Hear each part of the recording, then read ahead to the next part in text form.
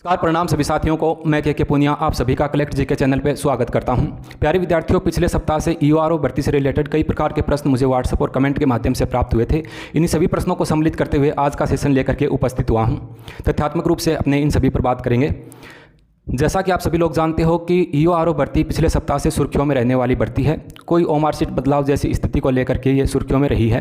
इन सभी बातों पर भी अपने चर्चा करेंगे। साथ ही अगर ये भर्ती पूर्ण होती है तो किस प्रकार से प्रश्नों जो अंक बार है वो बढ़ेगा, क्या पदों में बढ़ोतरी भी यहाँ पर हो सकती है, या फिर कट ऑफ जो है वो 2 गुना की अमूमन कितनी जा सकती है। ये 4-5 महत्वपूर्ण प्रश्न ही बनते हैं, उन्हीं पर अपने चर्चा करेंगे। तो आओ एक बार देखते हैं। बात हो रही है ईओआरओ भर्ती के संबंध में। ईओआरओ भर्ती 2023 104 पदों के आसपास इस भर्ती का आयोजन जो है वो होना है और 14 मई को जैसा आप जानते हो कि 2 पारियों में, प्रथम पारी और द्वितीय पारी में इसका पेपर जो है उसका आयोजन किया गया था। अब सबसे महत्वपूर्ण बात यह है, सबसे ज़्यादा बार पूछी गई, क्या पेपर रद्द होगा, क्या ये भर्ती प्रक्रिया रद्द होकर नए सिरे से दोबारा करवाई जाएगी।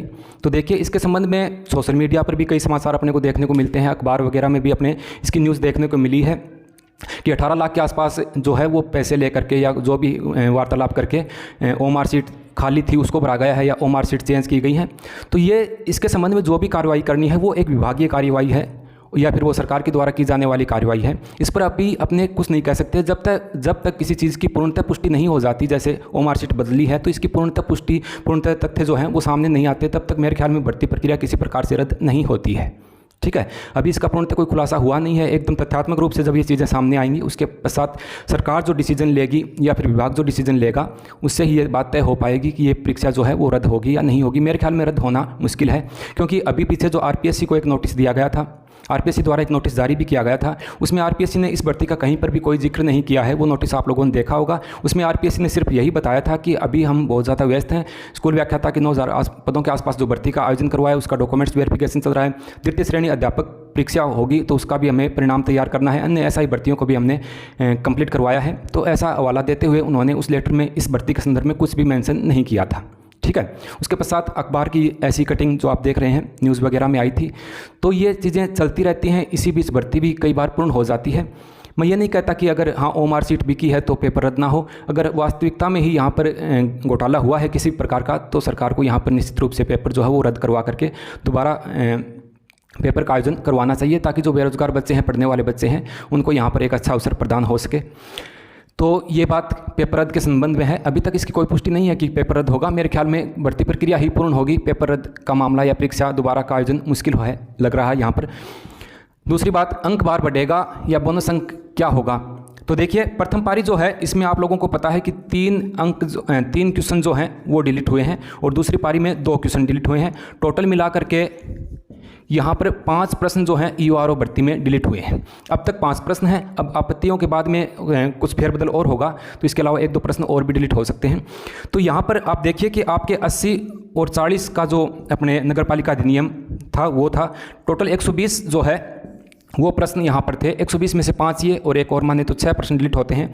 तो यहाँ पर 120 में से ये मानो कि आप 114 प्रश्नों के आसपास होगा तो अंक बार बढ़ेगा। तो उस हिसाब से जो भी अंक पहले 2 नंबर का था वो 2 पॉइंट कुछ का यहाँ पर हो जाएगा। उस हिसाब से जो सामान्यतः अपने सूत्र लगा करके सभी भर्तियों में अपने देखते हैं वही होगा यहाँ पर। ठीक है, तो अंक बार बढ़ना तो निश्चित सी बात है। ठीक, बोनस नहीं है मेरे ख्याल में। यहाँ पर प्रश्नों को डिलीट करेंगे। आपत्ति के बाद क्वेश्चन जो है वो कौन कौन से हो सकते हैं तो एक मैं डिजिटल बोर्ड पे क्लास करवा करके डिजिटल पैनल पे अच्छे से मैं आप लोगों को बता दूंगा कि ये आपत्ति वाले प्रश्न हैं तो ये यहाँ पर डिलीट होने की स्थिति में बनते हैं। क्या पदों में बढ़ोतरी होगी, ये प्रश्न 4-5 विद्यार्थियों द्वारा पूछा गया था।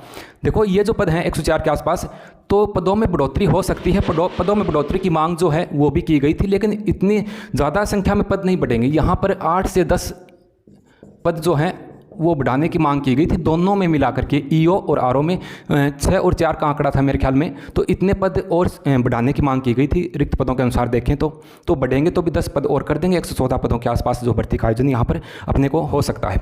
और ये भी अभी संभव नहीं है, ये इसके बारे में मांग की गई थी कि इतने पद और बढ़ सकते हैं इसमें। ठीक है, तो इस पर विचार हो गया है। ये बात मैंने बता दी कि प्रथम पारी में 3 क्वेश्चन हैं डिलीट हुए हैं और ये आप लोग इसके बारे में जानते भी हो। टोटल मिलाकर के 5 क्वेश्चन डिलीट हुए हैं तो अंक बार यहाँ पर निश्चित रूप से बढ़ेगा। अंक बार किस प्रकार से बढ़ता है इसके संदर्भ में मैं एक वीडियो पहले अपलोड कर चुका हूँ। अपने रिट मेंस का जो परिणाम आया था, जो फाइनल आंसर की आई, उस समय मैंने उसके संदर्भ में एक वीडियो अच्छे से अपलोड कर दिया था। अब अगर 2 गुना की कट ऑफ की बात करें तो यहाँ पर आप देखिए कट ऑफ 2 गुना की बता रहा हूँ मैं। अमूमन एक मैं किसी प्रकार का दावा पेश नहीं कर रहा, फिर भी यहाँ पर एक सामान्य कैटेगरी के जो उम्मीदवार हैं वो 94 प्लस हैं, तो यहाँ पर वो 2 गुना की सूची में चयनित हो जाएंगे।